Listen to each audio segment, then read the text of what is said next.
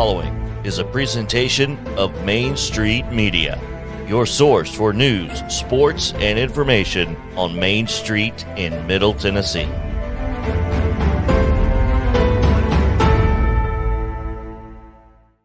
Sounds like 30 years of the best sports talk in Middle Tennessee, featuring Tennessee Radio Hall of Famer George Plaster, Tennessee Sports Hall of Fame coach Watson Brown, and Young Guns Billy Derrick and Michael Cindric. And now, here's your host, George Plaster.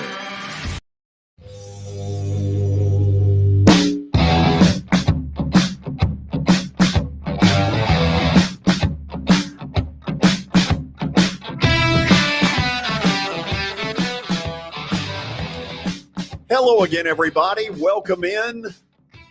Kind of a cloudy, overcast Friday in Nashville, Tennessee. It sounds like we're going to get rain both tomorrow and Sunday, and that's unfortunate because we've got a big football weekend coming. Coach Watson Brown has the day off, but we turn our attention to young Billy Derrick. Billy, how are you? George, I'm doing great. Ready for this big weekend. I think earlier this week, we didn't know it was going to be this good of a college football weekend. I know we got the NFL, but it's turning into one of the better weekends we've had. Oh, and we've got a lot to talk about on the show. Got some great stuff lined up. Former Heisman Trophy winner Eddie George will join us at 4:20. He, of course, is the head coach of the Tennessee State University Tigers. Going back to 1998, he and I did a post-game radio show together. It was good to reunite with Eddie, and you'll see that interview in about 15 minutes. Then at 5:15, my buddy, Atlanta Braves television color analyst Jeff Francoeur will join us from up in Seattle, and that will be a lot of fun as well. We'll get his thoughts on a variety of subjects. But first, we say hello to Terry McCormick. Time for his daily Titans update. Terry, how are you? I'm doing well, George. How are you? You better get your Yankees healthy. Yeah, they've got some issues. LeMahieu, Rizzo, a lot of guys injured right now. They need them back for this final stretch and the postseason. Yeah, that lineup they had last night looked like the Nashville Sounds. It's like, who are some of these people? Yeah, they've had to bring up some guys. They've gotten actually some decent contributions from the Cabrera kid and the Peraza kid. So those are pieces that they feel like in the future can really help them. But right now they're kind of learning as they go. Terry, let's talk about the Titans season opener on Sunday. You kind of steer this. Where do you want to go with it? All right, George, the Giants are really under new management with Brian Daboll, and now the head coach. He brought in Mike Kafka from Kansas City to be his offense coordinator. Former Ravens defensive coordinator Wink Martindale is there, not the game show host from years gone by, but the football coach. And this Giants team is a little bit of a mystery in terms of, not in terms of personnel, because they still have Saquon Barkley, Daniel Jones, they still have Kadarius Toney and some people like that. But this is a team that, because they have a new set of coaches, you don't know exactly what to expect from them. My guess is that they will probably try to get Daniel Jones on the move and use him somewhat like the Buffalo Bills use Josh Allen, but maybe not as effective as Josh Allen was last night against the Rams, hopefully for the Titans. Terry, that young guy has taken a horrendous beating in his early years in the NFL. If nothing else, don't they have to get the ball out of his hands quicker? I think so. I think that's one of the things that they probably need to do, because they know that the Titans, even without Harold Landry, they're going to have a formidable pass rush led by Jeffrey Simmons, Danico Autry, Bud Dupree. So they're going to be able to apply some pressure, which I think that may be one of the reasons why they want to get Jones on the move a little bit, try to steer him away from some of that so that he can find a receiver maybe on the edge. Terry, the Titans go into this, and I can't say I blame them. This is not a criticism at all. but they haven't played Ryan Tannehill at all. They haven't played Derrick Henry at all, which shows what a farce the whole preseason concept is. What do you think you see on Sunday from them? And do the practice sessions and the scrimmages really give you much to base it on? Well, I think you're going to see a Titans team that's going to try to go back to the formula that they used the previous couple of years when Ryan Tannehill excelled. And that's going to mean Derrick Henry, carrying the load in the backfield and then probably using a lot of two tight end sets and being able to use play action off of that, go to guys like Austin Hooper, Robert Woods, and Kyle Phillips. I would look for those three to probably be the three main guys that Ryan Tannehill would want the ball in their hands. You can add Nick Westbrook or Keena to that because I think he's a guy that's developed some trust with Tannehill over the last year or so. So I think you will see them probably try to do some things similarly to what they did in 2019, 2020, rather than last year when they got away from that and went more three wide. I'm not overly impressed with their wide receiver core, and I don't mean to be negative about this, but I don't think at the moment Robert Woods as a one gives me a ton of confidence. So isn't Hooper the big, not question mark, but the big, this is the guy that's got to bring it if they're going to be any good in the throwing game? I think he's got to be in that Jonnu Smith role where he's a guy who can block when he's in there and also catch passes when he's in there. Last year, I think the tight end room was very predictable because when Anthony Ferkser was on the field, most of the time you knew it was going to be a pass. When it was Jeff Swain or Michael Pruitt, the tendency was more to run the football. So I do think that Hooper coming in here gives them the ability to have that dual threat tight end, much like they lost when Jonnu Smith departed. Was Jonnu Smith a mistake? Well, I think it's probably a mistake to let him get away, but given the situation that they were in, where they were kind of up against the cap a little bit, knowing that with Drew Rosenhaus as his agent, he was going to go get a boatload of money from somebody. I think maybe their hands were tied a little bit in that instance. So I think, yes, you can say it was a mistake because they didn't replace him, but I don't think, given the financial ramifications that they were up against and the money that Jonnu Smith was going to command on the open market, I don't know how much progress could have been made there to keep him. I know Watson feels like the loss of Harold Landry is really going to affect their pass rush. What's your feeling about that? Oh, I don't think there's any doubt about it, George. I think Harold Landry has not only been a good pass rusher, he's been one of the most steady and dependable players on that defense the past 3-4 years. He's a guy that plays snap in, snap out, played almost 90% of the snaps the past couple of years. So that's hard to replace, not only from a productivity standpoint, where he had 12 sacks, I believe it was last year. It's hard to replace just from a rep standpoint because this is a guy that was one of the anchors of your defense, along with Kevin Byard, along with Jeffrey Simmons and one or two others. So to me, they're going to have to do it by committee. It's going to be some Rashard Weaver. It's going to be some Danico Autry. It could be a little bit of Ola Adani if he's able to play. He's questionable with a neck injury. It could be Derek Tuska for a couple of snaps because he's a guy that they picked up early. They got to see what they can get out of him. It's going to be a committee thing, probably spearheaded by Rashad Weaver. Terry, appreciate it. We'll check back in with you Monday after the game, get an injury report on the Titans and the Giants. You have a good weekend. We'll see you Monday. All right. See you, George. Terry McCormick with his daily Titans update here on the show. Okay, now for the update of things going on in the world of sports. Again, here's Billy Derrick. Time for more reading, George, as we get to this update here on this Friday. And I keep losing these reads, George. We'll get to the update. We'll get to those reads. Get to the update now because of that. Lamar Jackson and the Ravens have failed to reach an agreement. And does that surprise you, George? I know I was a little surprised to see that. I think it was late last night. No, I think most of the talking heads have believed that this was not going to happen. First of all, they're painting this, in spite of this, the Ravens and Lamar Jackson, everything's fine. I don't buy it. I don't think everything's fine. First of all, I think you've got a weird dynamic in that he has decided to be his own agent. So there's nobody, it wouldn't seem, really counseling him to say, hey, before you take this too far, you need to think about it. I think before it's all over, Baltimore ends up having to franchise him over the next year or two, and that never goes particularly well, even though he's going to make a lot of money. To me, there's a storm cloud here. Yeah, there is, George. And I'm speculating here, but I don't know that he feels valued right now as much as he feels he should. And I think he has a right. I think he has a right to that.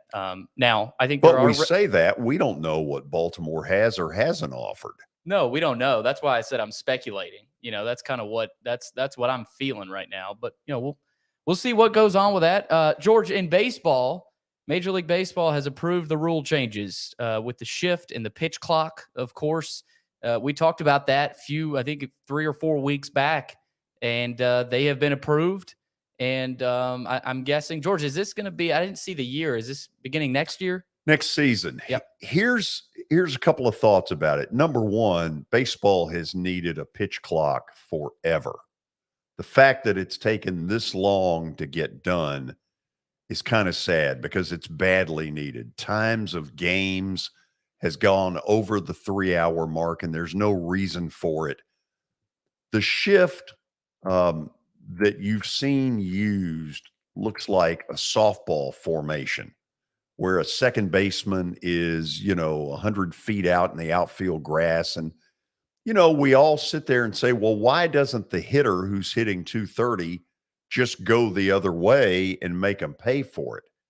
I don't know the answer to that. I don't understand how or why some players have been so stubborn. But baseball felt like for the good of the game, they had no choice but to step in. And you know what? I kind of agree with them. Yeah, and I think most baseball fans do, George. I know I certainly do. The shift just didn't feel like real baseball. It didn't feel like the America's pastime that we know, and it started to make a real difference. And I'm glad baseball did step up. So feels like a softball game.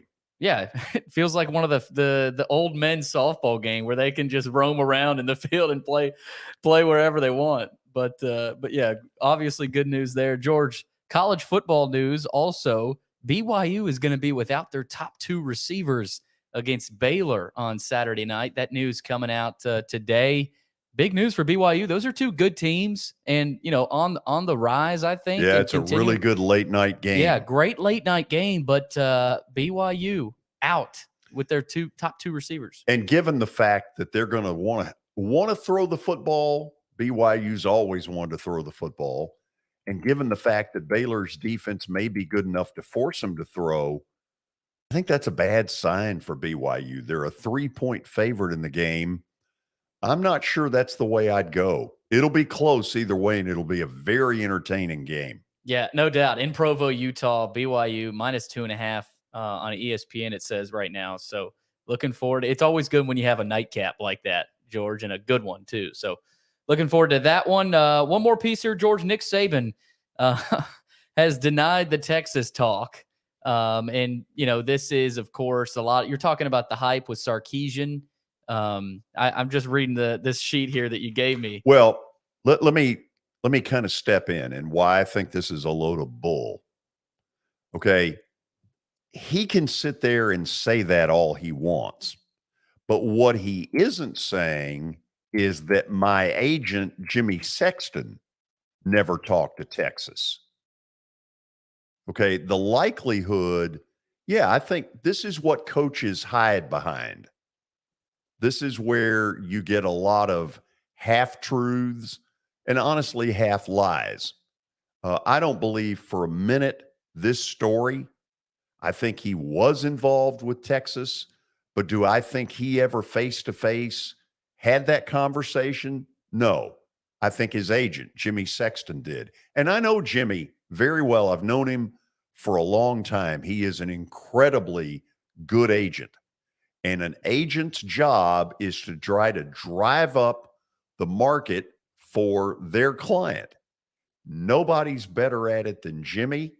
I don't believe that story for a minute, but I think Saban is able to hide behind the I never spoke to them, and whoever it was that did it, and you got to help me, I don't have the story in front of me.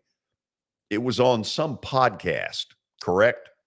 Yeah, well, it was last night's coach's show, Nick Saban's radio show. Okay. But what is going to happen, he says that, but there's never the follow-up that says, well, now, wait a minute. Did your agent, Jimmy Sexton, speak to Texas? There's a huge difference. Right. Yeah. And I'm sure Saban was asked about, did you speak with Texas and did you show interest? Saban said, there was really nothing to be concerned about. You can blame your colleagues on that because they created that. I never talked to these people, and you damage relationships when you do that.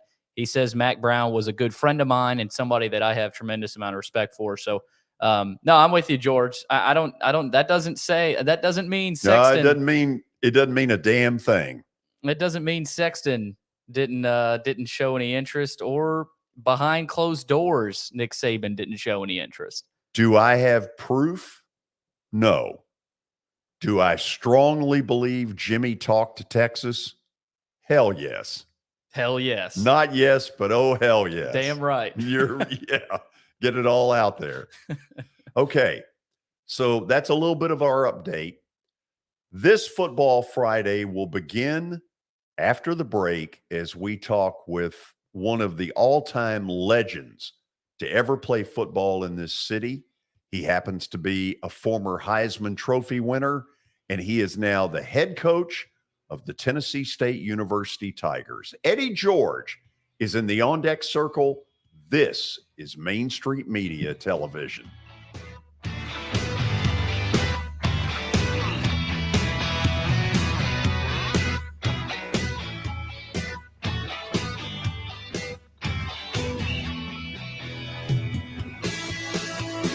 Buying or selling a home can be a very personal experience. Why not go with the team that receives nearly all of their business from referrals? Clearly a trusted name in real estate. The Justin Tucker team with Platinum Realty Partners has sold more than 500 homes in the last 7 years. Voted best in Sumner County multiple times. Proven to be trusted with your most personal assets. Call the Justin Tucker team with Platinum Realty Partners at 615-906-8458. The Justin Tucker team with Platinum Realty Partners, Middle Tennessee's most trusted team in realty. I highly recommend Sumner Funeral and Cremation because of their caring nature and attentiveness to detail. Pre-planning your funeral now will bring you peace of mind and less stress to your loved ones. When the chaos of losing you happens, your family can honor and celebrate your life, knowing things are happening just as you wanted them to. Pre-planning determines the details of your funeral, cemetery services, and can be less expensive. We are honored to serve you and are always here for you in your time of need. Sumner Funeral and Cremation. Traditional, affordable, dignified. SumnerFuneral.com. Jody Jones Dentistry can handle all your dental needs, from the basics to cosmetic procedures. All of this in the nicest dental facility I have ever seen. Jody has done it right. They're located conveniently at 55 Music Square East, and for an appointment, it's simple. Dial 615-259-5100 and tell them Plaz sent you.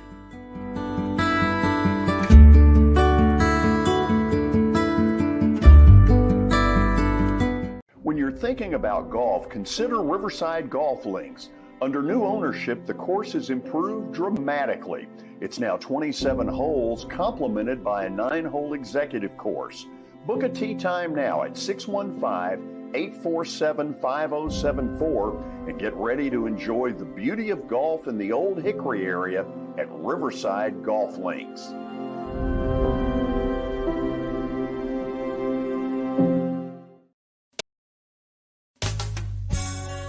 I'm Bart Durham.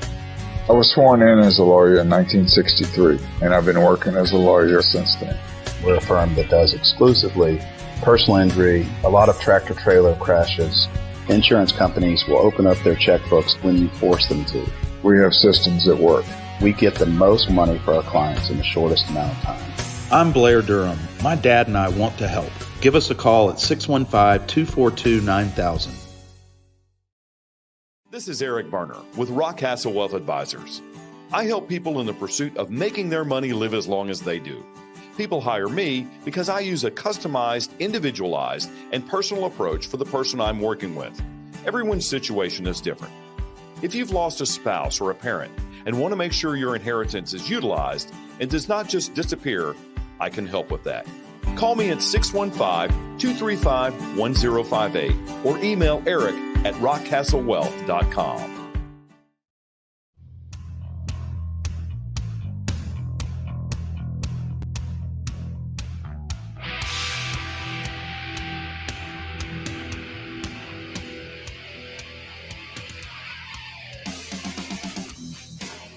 Go.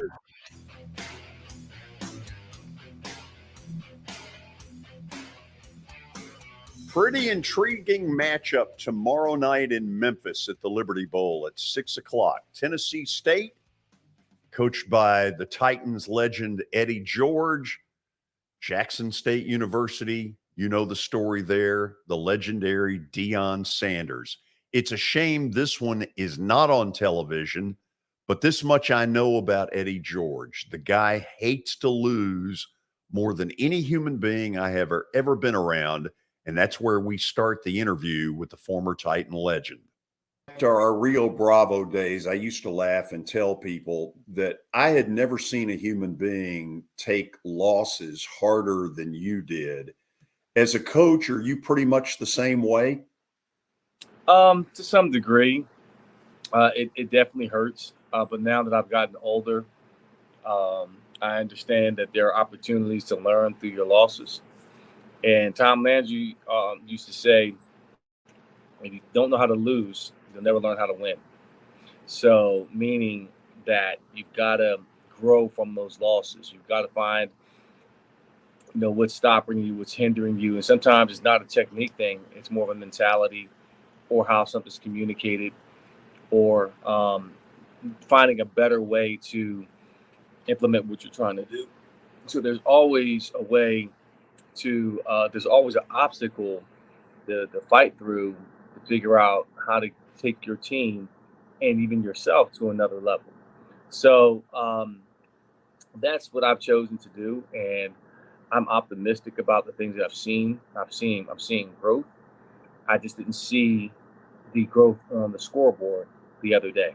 So considering that we went on the road, played a nationally ranked team at their place opening day, a stout defense, very disciplined, and played them to the wire. I was really happy about that in terms of our resilience. And now I can go back and say, okay, this is what we want to. This is what we want to be. Who we want to be. We have to play those teams.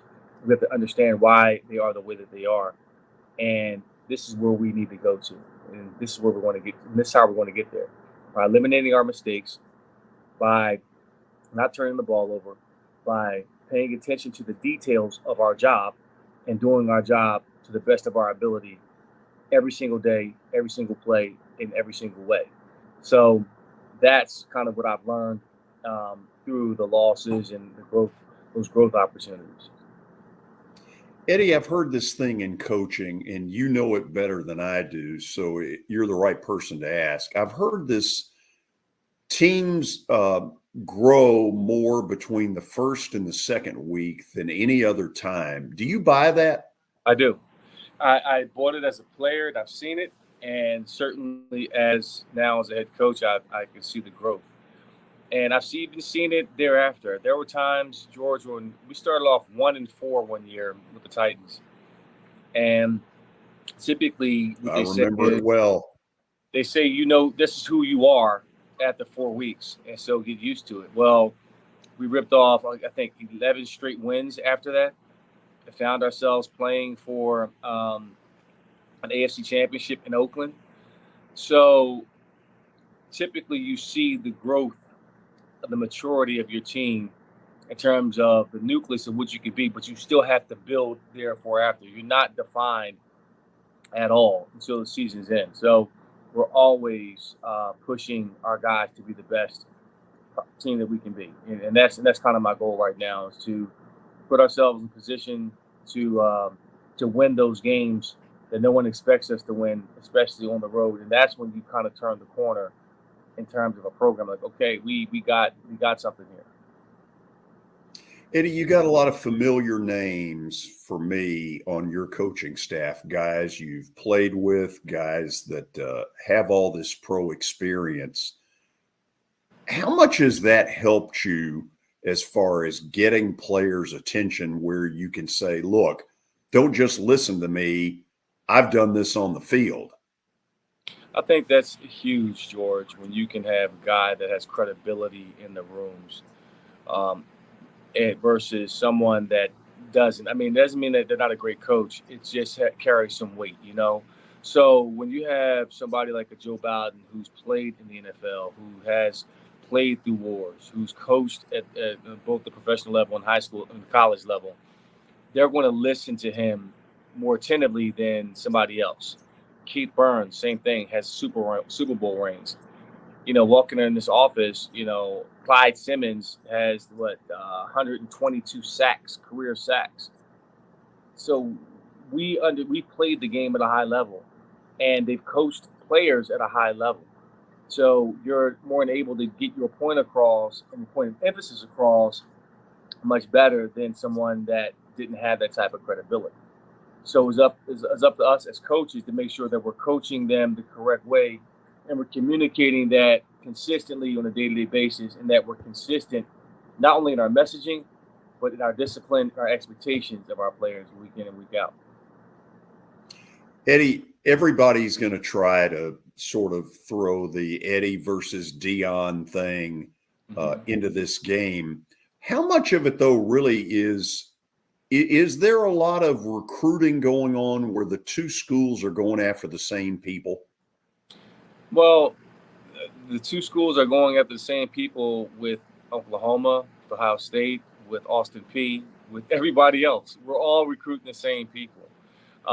There are certain times when both we've come down to a player making a decision between both schools, and that's fine. But you still got to coach them. You still got to play. You still got to put the ball in the dirt and go. So, of course, there's recruiting wars, and of course, Dion's name and my name, they garner some attention. Where you're able to get in front of a lot of other players that you probably wouldn't have otherwise. But you still got to close the deals, and we're still looking. I'm looking for that right person. I'm always looking through my lens with a rifle approach, trying to find the right fit for our program. You know, so looking for guys that are disciplined, that are doing all the things, that are focused on all the things that don't require talent, being on time, being accountable, the ability to persevere. Mental toughness, spiritual toughness, all of those things I kind of look for in an athlete to see if they can be a part of our culture and where we're headed. Eddie, when I watched you all a year ago, a couple of times at home, it was a real struggle on offense. And yet I see what went on Saturday, where you had some skill people put up some big numbers. That had to be encouraging to you. Yeah, it was. A year ago, it was a struggle to get a first down. And to be honest with you, I just wanted to get a first down.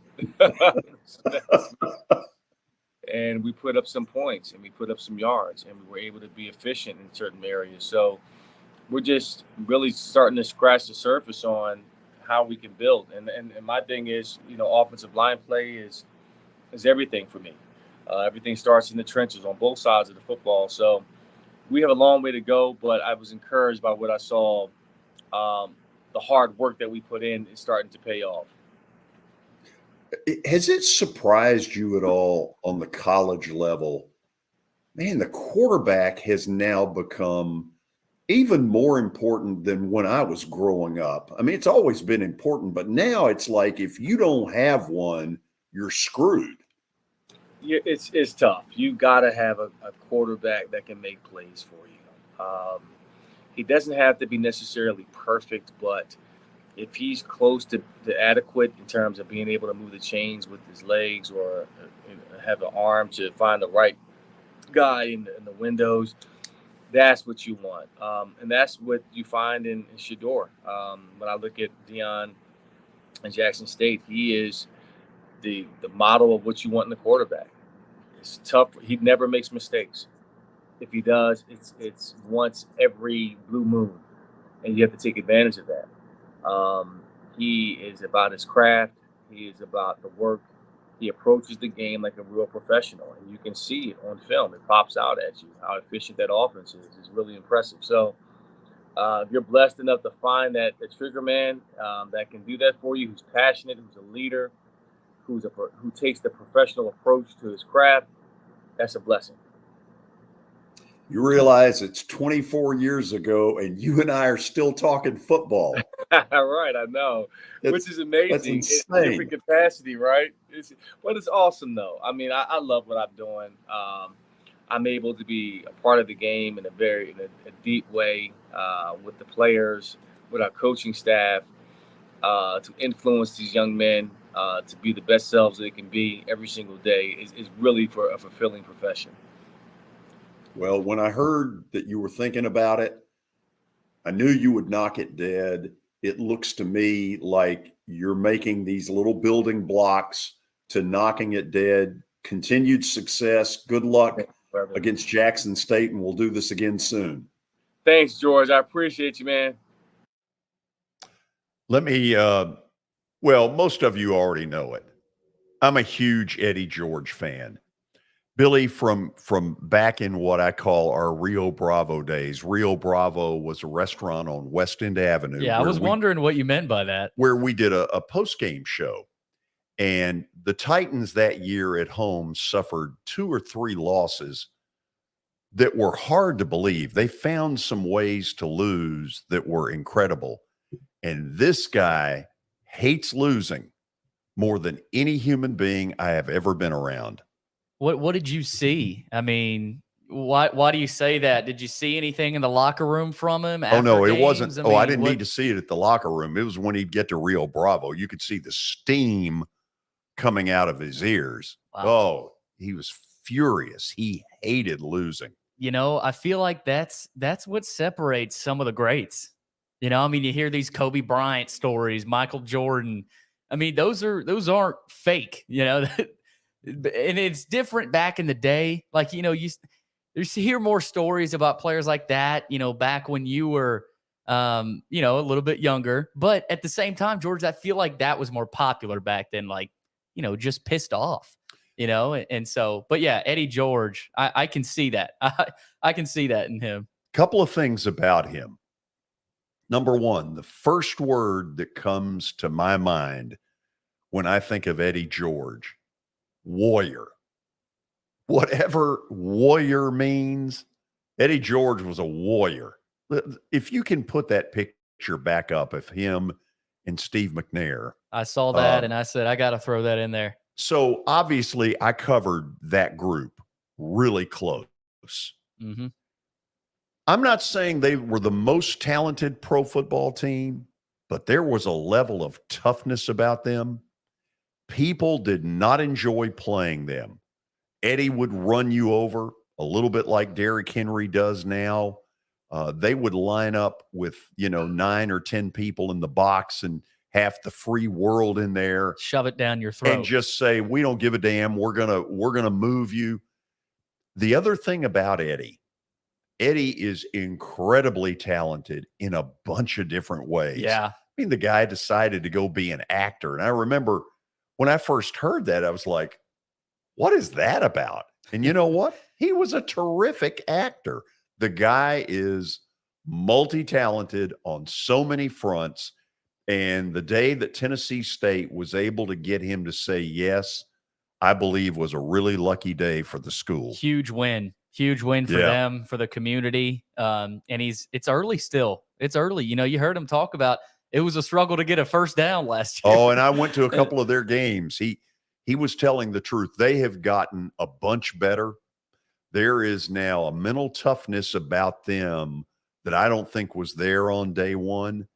Eddie, and let me also say this, Eddie has gotten a huge assist from his former head coach, Jeff Fisher. And I think that is one of the coolest things I have seen, to watch Jeff step up and help Eddie when, Eddie was a rookie at this. He'd never been a coach. And to have his former coach care enough about him to step up and help him the way he has, I just think is one really cool deal. No doubt. And to use those connections, a lot of former players for the Titans that he played with have helped, it's a staff full of them. Yeah. Brandon Fisher, is he still with them, George? Brandon is the defensive coordinator. By the way, when he brought up Clyde Simmons was on a Philadelphia Eagle front four with the late Jerome Brown, with Reggie White. They were, back then, the best front four getting to the quarterback in the National Football League. Clyde Simmons with over 200 career sacks. Anyway, I know I've rambled on. To say I'm an Eddie George fan is an understatement. Yeah, another guy, though, too, George, is Al Smith. They played for the Titans. His son did. His son, Christian Smith, is playing for TSU now, too. Transferred over from Eastern Michigan. So it's little things like that. A lot of family affair in that deal. Yeah, if Eddie can keep that going, keep that pipeline going, I think he's going to have success over there. Good luck to the Tigers tomorrow night against Jackson State. It's one of those classic games. They'll have a big crowd at the Liberty Bowl. The shame is that the game is not on somebody's TV network. When we come back, we'll talk about Buffalo's impressive win in the NFL opener against the Rams. What does that mean for the Titans a week from now? This is Main Street Media Television.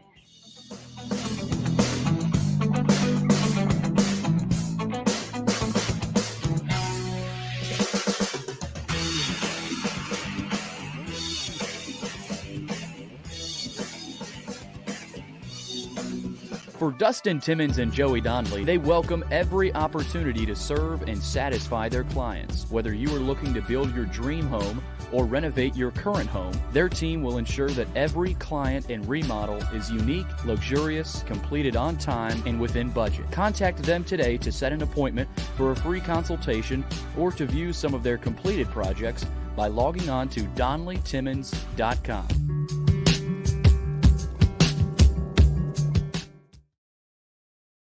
At WellSkin Dermatology and Aesthetics, we pride ourselves in providing access, innovation, and a patient experience second to none. Access to care and treatment when you need it. Innovation with medical-led cosmetics and various on-site technologies for full-service treatments with a customer experience that is calming, casual, and effective. Independently owned, providing medical, surgical, pediatric, and cosmetic dermatology and more. Visit WellSkinMD.com to schedule your appointment today. WellSkin Dermatology and Aesthetics. Access to healthier skin. It's your last chance to get a spring tune-up for summer. Complete Service Heat and Air can clean your coils, check out your motor, and make sure you have cold air on that first hot day of summer. Complete Service Heat and Air is located in White Bluff, Tennessee. We do service and repair on heating and air the right way. 24/7 service. Call us at 615-797-3997. That's 615-797-3997. Serving Cheatham, Davidson, Dixon, Hickman, Humphreys, Montgomery, and Williamson counties. Have you heard about the high levels of radon in Middle Tennessee? Radon gas is the second leading cause of lung cancer, second only to smoking, and has no color, no taste, and no smell. The only way to know if you have radon is to test for it. Duret Radon Mitigation offers testing for small and large-scale residential and commercial properties, plus mitigation services. Visit DuretRadonMitigation.com to request testing or get a free estimate for mitigation. That's DuretRadonMitigation.com.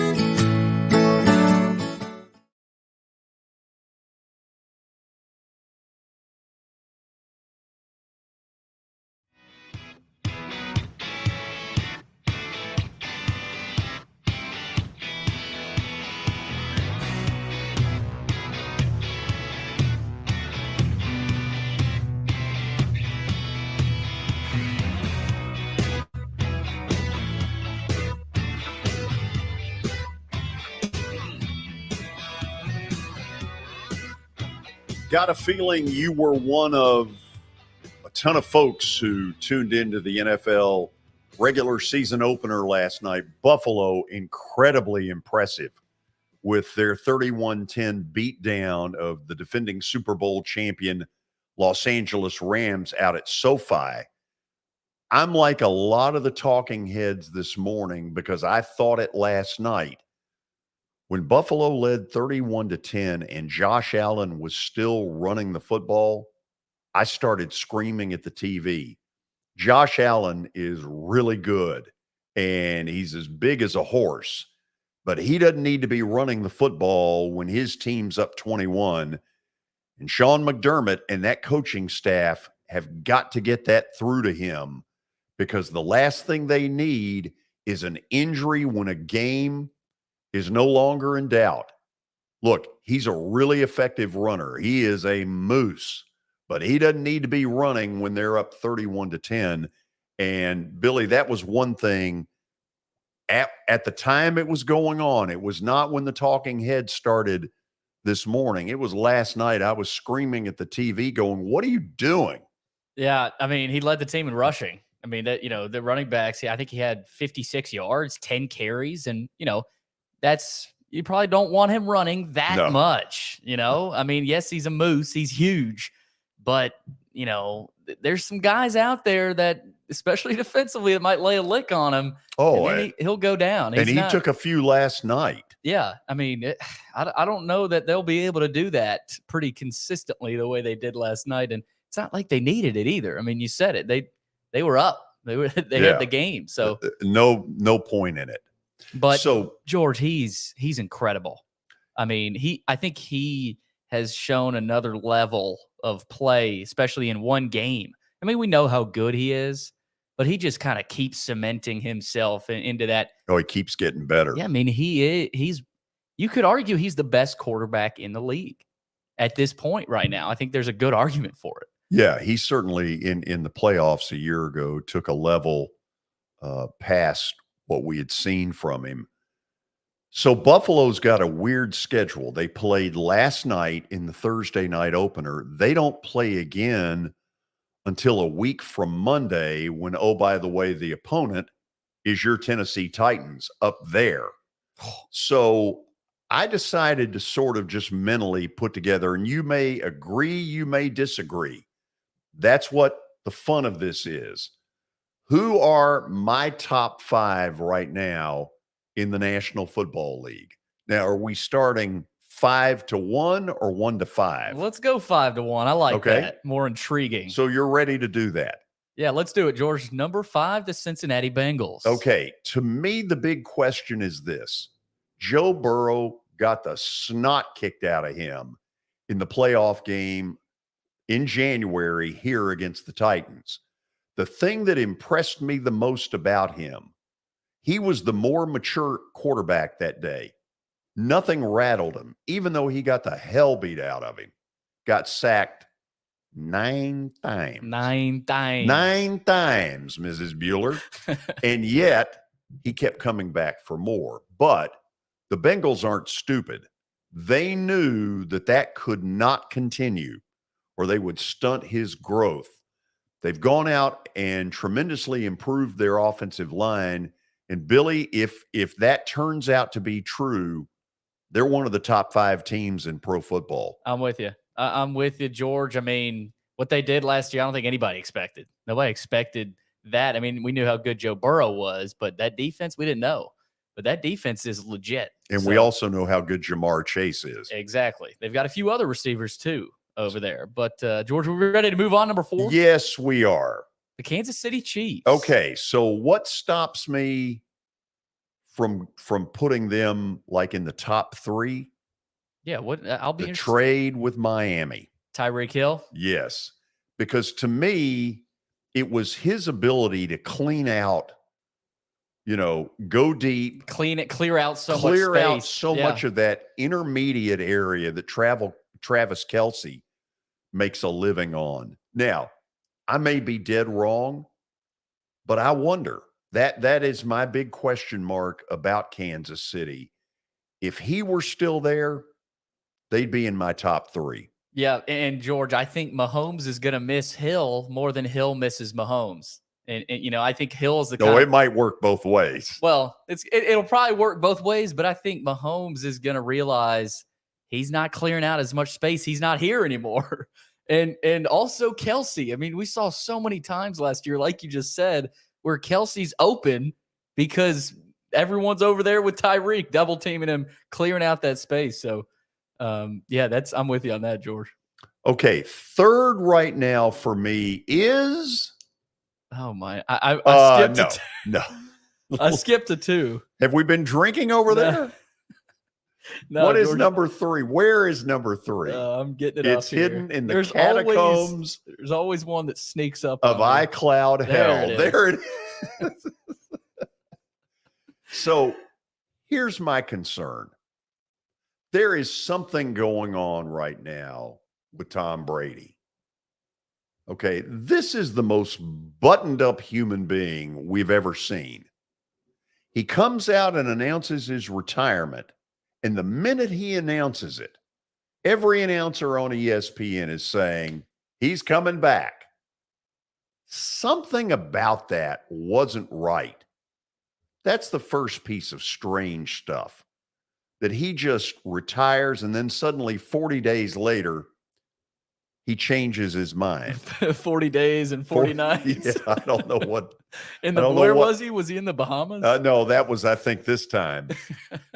And then there is this just sudden takeoff from training camp to go on vacation, prearranged. You tell me what's going on there. Hell if I know, George. I don't know what's going on, but I do know as long as Brady's there, you're right to still have this team in the top 5. But there's something not quite right. And as well as I do that in that locker room privately, there are players saying, what the hell? I'm with you. What is he doing? He talks about the commitment we all have to make, and yet he skips out on training camp. That could not have gone over well. No, and it doesn't feel like Brady. No, it doesn't. It doesn't feel. Did you see the press conference? There was a clip, about a 40-second clip of him, and he had this weird smile on his face. The S word. Yeah, it was weird. It was just weird. I never weird. I never seen Brady like that. So just weird things in Tampa. Number 2 on my list, the Green Bay Packers. Okay. Wow, that's a lot of respect for Green Bay. And the shirt has nothing to do with any of that. It's just a coincidence. Big Green Bay day for George Green on Bay. the shirt. Here's my worry. You don't just flip a switch, and I think the Titans are going to go through this as well with A.J. Brown. You don't just get rid of one of the best wide receivers in football and just suddenly say, okay, anybody's going to replace him. They're going to miss Devontae Adams. Now, maybe Aaron Rodgers is that brilliant that it never shows up. I don't believe it. Yeah, I don't know, George. He's had success without, Adams before. So I don't know that it'll have an impact. But he's so good, and I don't see them making a huge drop off. But I do think, Adams is one of the best in the league. So it is similar to Brown in that that's a hole, and you're not just going to replace that guy with anybody. So I'm with you on that. I'll give you a hint before you go to number 1. It's not the Atlanta Falcons. Who is it? The Buffalo Bills. Right, it is. Nobody circles the wagons. No, they don't. Like the Buffalo Bills. Could it be that I'm influenced because of the fact that they were my bet of the night? Potentially. Perhaps. But you heard me say yesterday that I think there's a chance they are the best team in the National Football League. Not by much. It'd be barely. But I think when they are on all cylinders, they're really good. Yeah. They showed it last night. I know it's just one game, but man, they looked like a machine out there. The great defense, Von Miller. That to me that's what got my attention. It was a pretty good defense, but all of a sudden you bring in a jazzed up Von Miller He's got some juice in him still. I mean, he's, there's a lot of talk about, how many years does he have left? How good is he still? He had enough last night. Oh yeah. He had more than enough last night. So did I see correctly? He's trying to become the first player in NFL history to win 3 Super Bowls, with 3 different clubs. Yeah, I think you're right, George. I think I saw that last night as well. I don't know if that had any any motivation for him in going to the Bills, but man, they needed him, and he's already shown up for them. Sure feels like it, though. Yeah. Man, impressive. Not only to win at SoFi, but to win going away, and to have Sean McVay, when it was over, say, this is on me. I didn't have this team ready. I don't know whether he did or not. I just think it was a really impressive performance by Buffalo. And until I see otherwise, Buffalo's number 1 on my list, period. Yeah, and that sets up a really good Monday night matchup. And I saw a tweet earlier this morning, George. It would be so Titans for them to lose this week and then turn around next week and beat Buffalo on the road. So, who knows? But I'm ready for that matchup. Okay, after the break, it has been a pretty good week for me in stat of the day. But now it's a solo effort. Got nobody to turn to. Always tough. No Watson Brown out there, who, by the way, yesterday said, and I quote, "Your bobblehead looks better than you do." Cheap shot. It was. I couldn't believe it. It was hilarious. We're back with Stat of the Day. This is Main Street Media Television.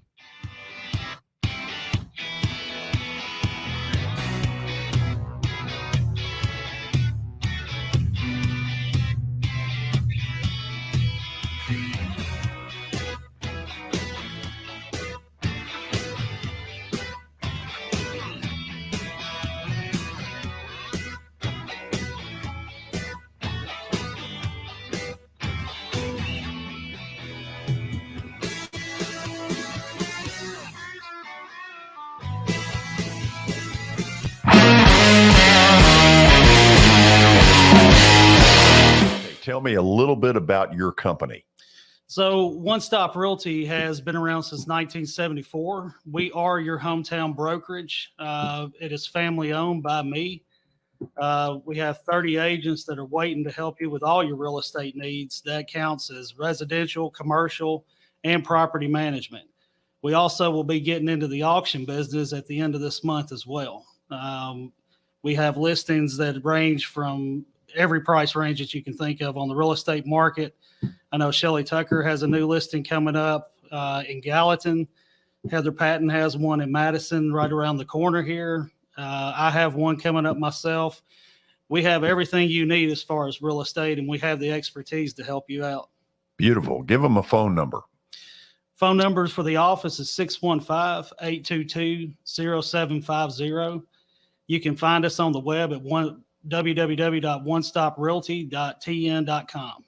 Thanks for getting involved with us. George, really appreciate this. Yeah, it's going to be fun. I think so.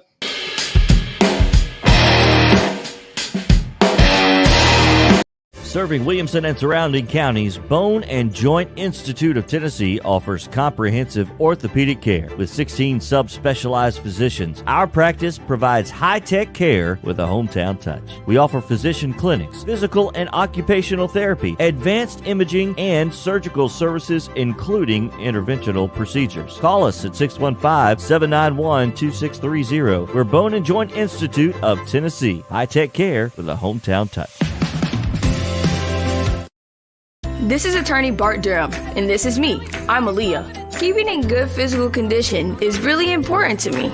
But when I had a wreck with a tractor-trailer truck that hurt my legs so bad I couldn't work for almost a year, I knew I needed a lawyer that understood tractor-trailer cases. So I called Bart. Bart gets millions of dollars for his clients every year.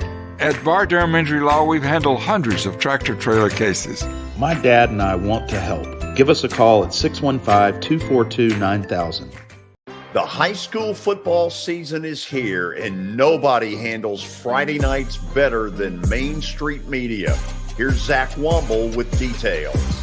That's the name of the game here at Main Street Media and Main Street Preps. Is, we've been doing this for a long time now, and I think you hit on it. We've got an army of reporters across all of Middle Tennessee. I think there's about 130 schools in the Middle Tennessee area, and we try to cover all of them. We cover about 11, 12 counties at this point. And those Friday night shows, it's we're gonna show that off. We're gonna showcase the talent that we have on the field with reporters across several mid-state games on the weekly basis. So, whether you're in Williamson County, whether you're in Giles County or Murray County or Montgomery or Robertson or anywhere in between, we're going to have you covered from 6 to 11. Friday Night Live is presented by the Tennessee Highway Safety Office, where fans don't let fans drive drunk.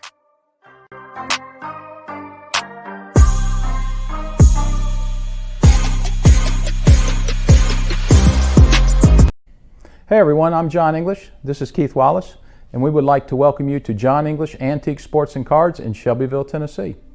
We specialize in graded and ungraded sports and non-sports cards, vintage wax boxes, and unopened cases. We have a large selection of PSA graded cards. We also specialize in old sports collectibles, baseball, football, basketball, golf, and tennis. You can find it all at John English Antique Sports and Cards. We are happy to be associated with Nashville's greatest sports antique, George Plaster.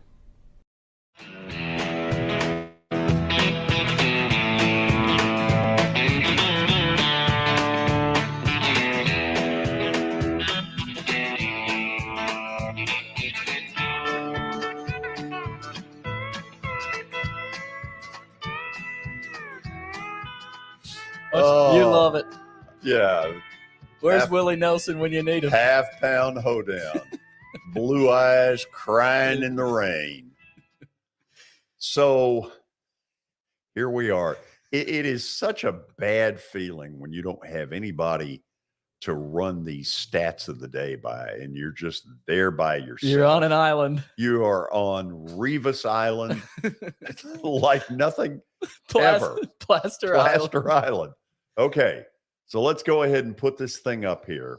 Well, you have things to say first. Yes, I do. Stat of the day, powered by John English, Vintage Sports and Cards. Also, Eric Berner with Rock Castle Wealth Advisors.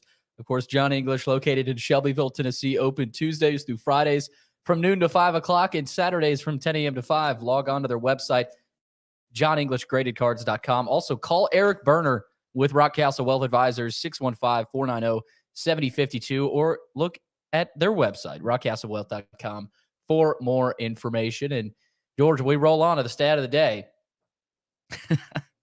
Who was the MLB? What? Who was the MLB career home run leader when Queen Elizabeth II was born? Michael, I got a text from him last night. He said, stat of the day is a good one. I'm just now reading it. He's going to get fired. What the hell kind of question is that? Well, think, George. Okay. So, Queen Elizabeth II. Hold on. I'm not going to give up that easy. I mean, so it would have been 1926, 1927. That would be before Babe Ruth, I think. Oh, man.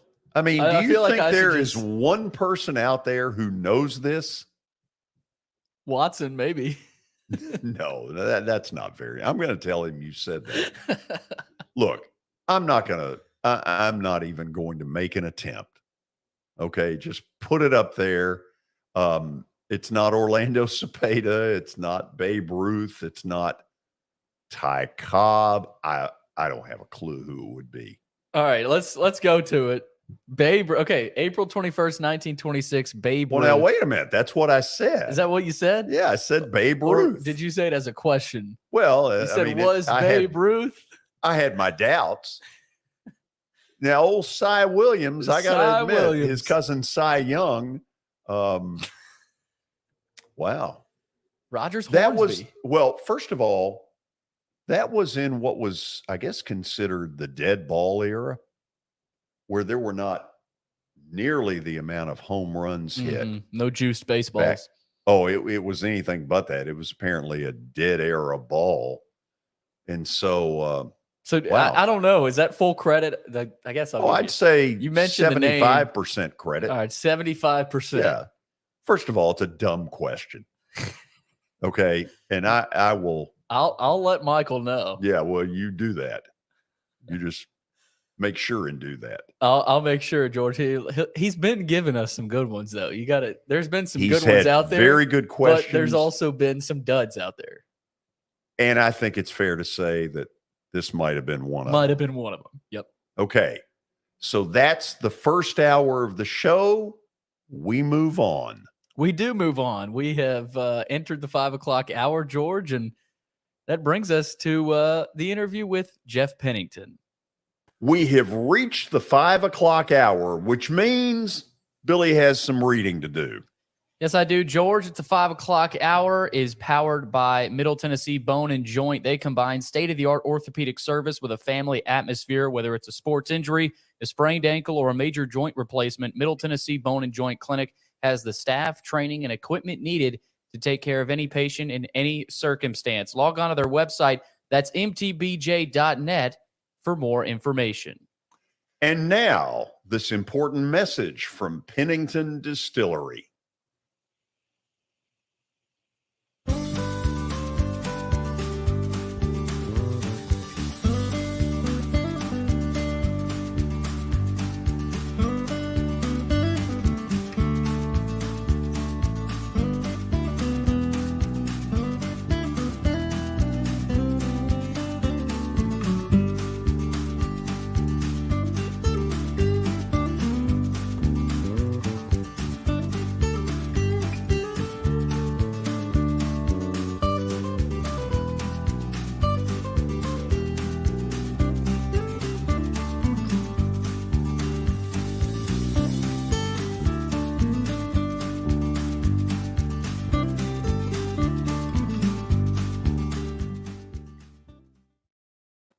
By the way, if you have never taken a tour, that is something worth doing.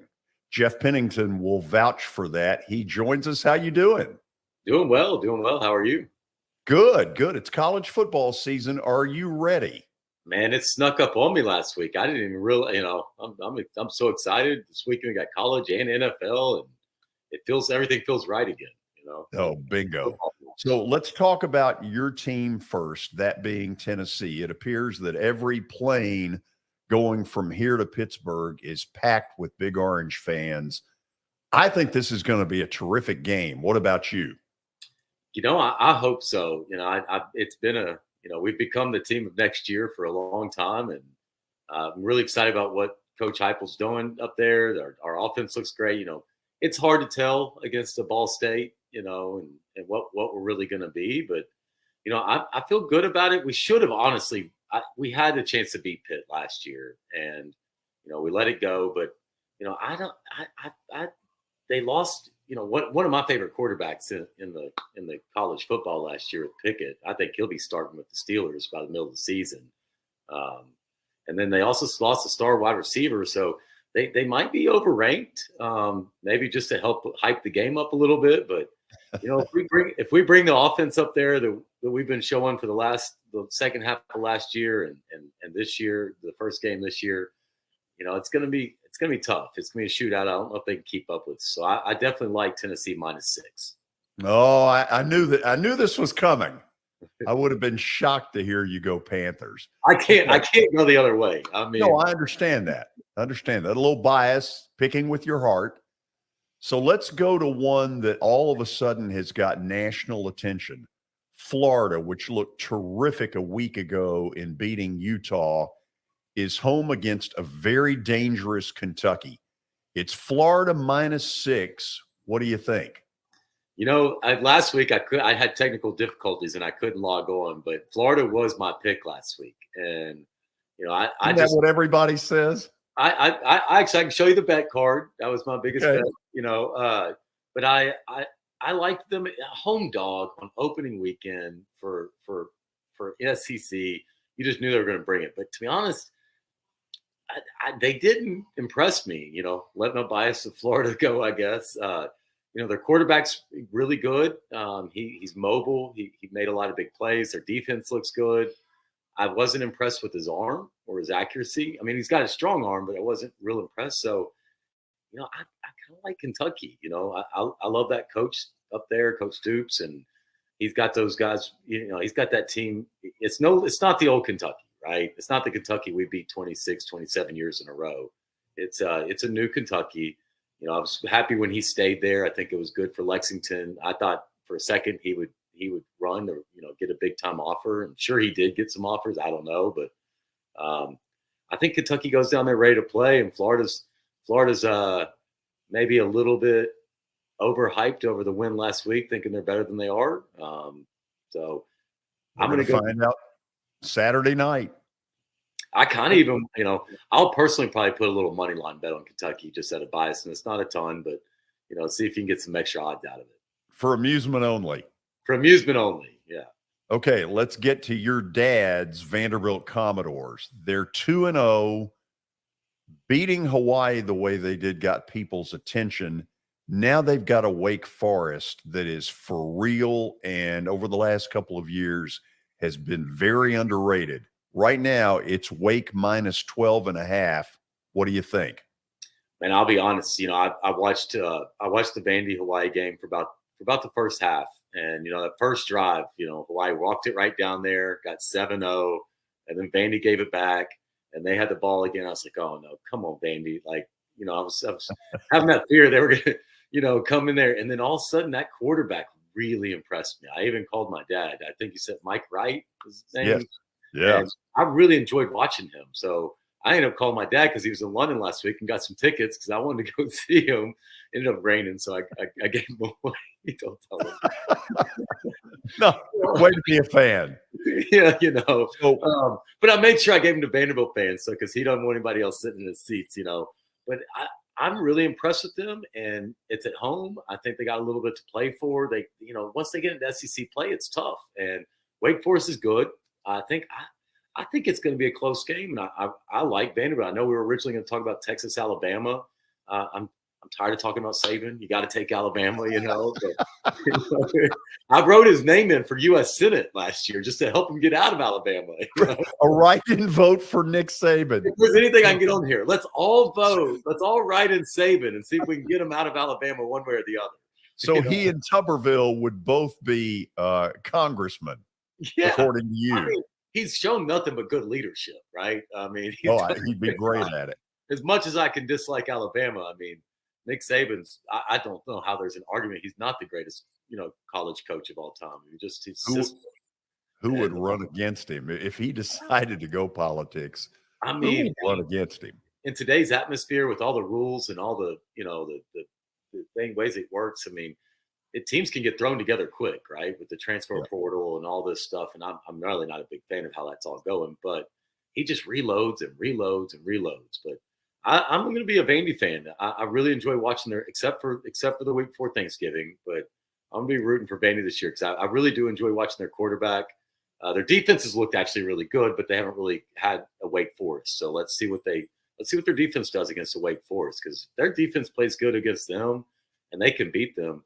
I think Vandy could sneak a few SEC wins in there. So we're going to learn 11 o'clock tomorrow morning. So you get up early. Yeah. I know that may not be a strength, but you be up at 11 o'clock in the morning. And even if you gave your dad's tickets away, you root for him. Oh, I'll be rooting for him. I'm going to root for him all year. I grew up, my whole family went to Vanderbilt. So I still, was a Vandy fan, but I miss the old Purdue, Goheen days. Like I was a kid. So I used to be a big Vandy fan until I went to Tennessee. So, hey, have a great weekend. Enjoy your football. We'll do this again next Friday. All right. Cheers. Have a great weekend. That's Jeff At Pennington. Sumner Funeral and Cremation, our mission is to serve families as our own, celebrate the life of their loved one, and help begin the healing process. My whole family, including my wife and my mom and siblings, were very happy with the treatment that we received. I would highly recommend Sumner Funeral and Cremation. We offer funeral, burial, cremations, and pre-planning services. Sumner Funeral and Cremation. Traditional, affordable, dignified. SumnerFuneral.com.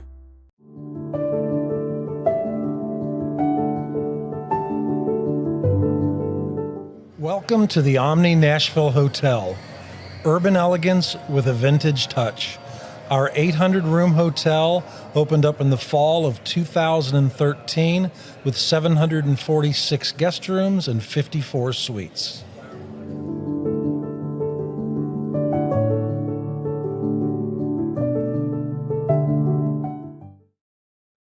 This is Eric Berner with Rockcastle Wealth Advisors.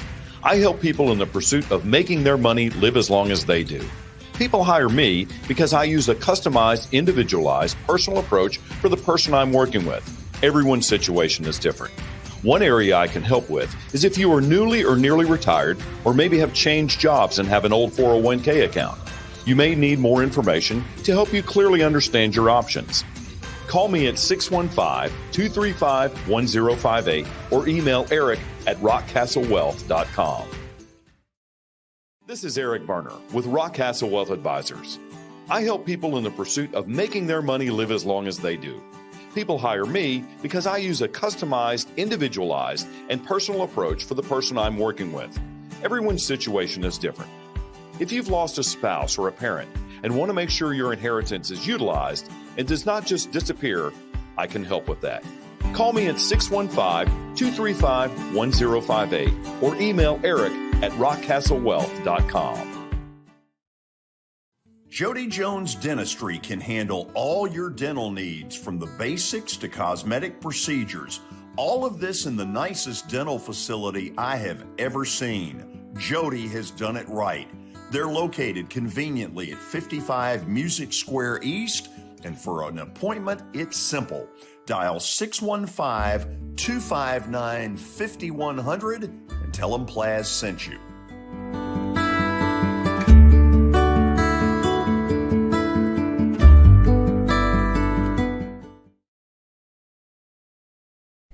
Hey everyone, I'm John English. This is Keith Wallace, and we would like to welcome you to John English Antique Sports and Cards in Shelbyville, Tennessee. We specialize in graded and ungraded sports and non-sports cards, vintage wax boxes, and unopened cases. We have a large selection of PSA graded cards. We also specialize in old sports collectibles, baseball, football, basketball, golf, and tennis. You can find it all at John English Antique Sports and Cards. We are happy to be associated with Nashville's greatest sports antique, George Plaster. The high school football season is here, and nobody handles Friday nights better than Main Street Media. Here's Zach Womble with details. That's the name of the game here at Main Street Media and Main Street Preps. Is, we've been doing this for a long time now, and I think you hit on it. We've got an army of reporters across all of Middle Tennessee. I think there's about 130 schools in the Middle Tennessee area, and we try to cover all of them. We cover about 11, 12 counties at this point. And those Friday night shows, it's we're gonna show that off. We're gonna showcase the talent that we have on the field with reporters across several mid-state games on the weekly basis. So whether you're in Williamson County, whether you're in Giles County or Murray County or Montgomery or Robertson or anywhere in between, we're gonna have you covered from 6 to 11.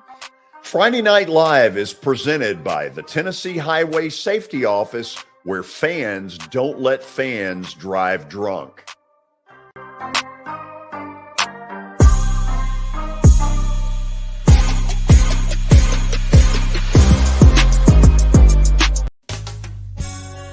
I'm Bart Durham. I was sworn in as a lawyer in 1963, and I've been working as a lawyer since then. We're a firm that does exclusively personal injury, a lot of tractor-trailer crashes. Insurance companies will open up their checkbooks when you force them to. We have systems that work. We get the most money for our clients in the shortest amount of time. I'm Blair Durham. My dad and I want to help. Give us a call at 615-242-9000.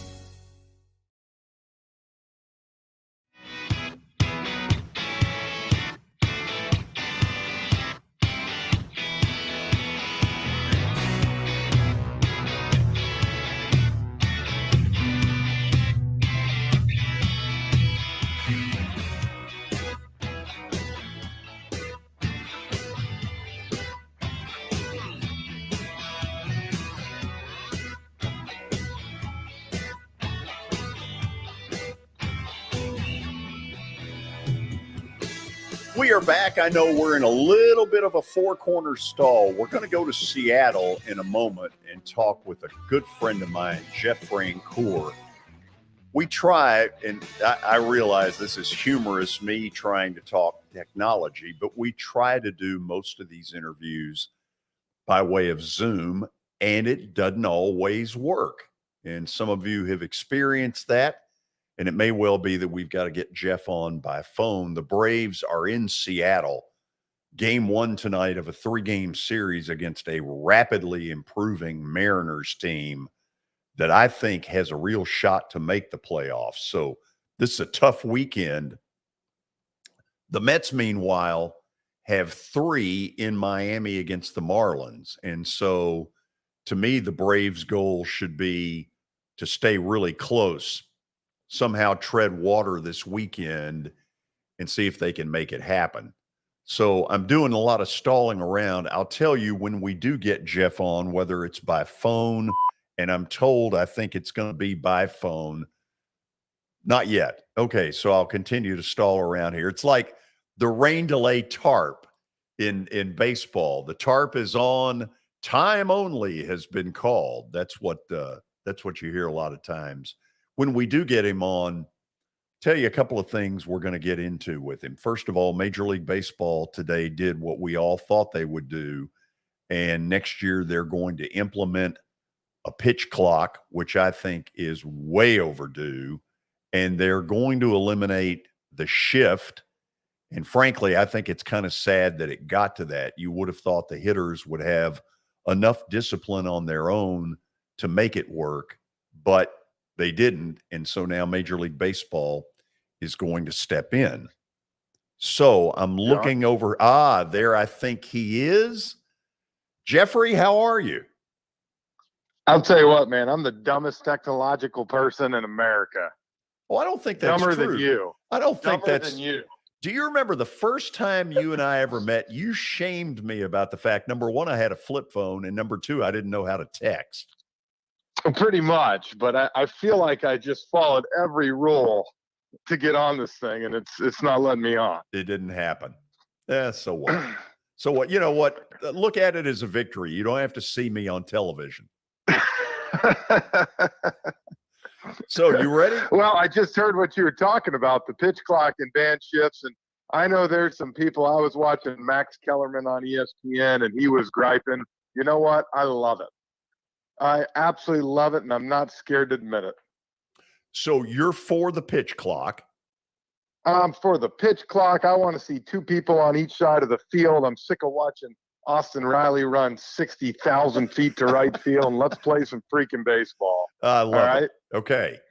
So I'm going to go around the world in 80 days, a bunch of different stuff. But for those who don't know it, you once committed to Clemson to play baseball there, and then ended up going to baseball when the Braves drafted you. Through that, don't forget my football scholarship too. Okay. Well, now all right, give me a little pub there. Okay, hold on a second. Through all of that, you forged a friendship with Dabo Swinney, who yesterday hit it big. You know, we're all going to get a loan from him. Jeff, do you think this was the final sign that if and when Nick Saban retires, Dabo Swinney is not going to Alabama?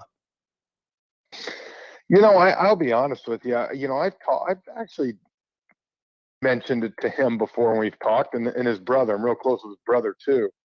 And you know, he could for all intents and purposes, but he's done really well there. He's got a beautiful house on the lake. He loves it. I mean, he could always do it because that's, you know, where he went, where he grew up a fan of. But at the same time, you know, I always look at it like, man, he's built a pretty darn good thing at Clemson, man. And unless you want to go, you know, do something like that, you know, hopefully at least this is a good sign that he's going to be in Clemson for at least a lot longer. Can you spell your quarterback's last name? Nope, and I'm not even going to.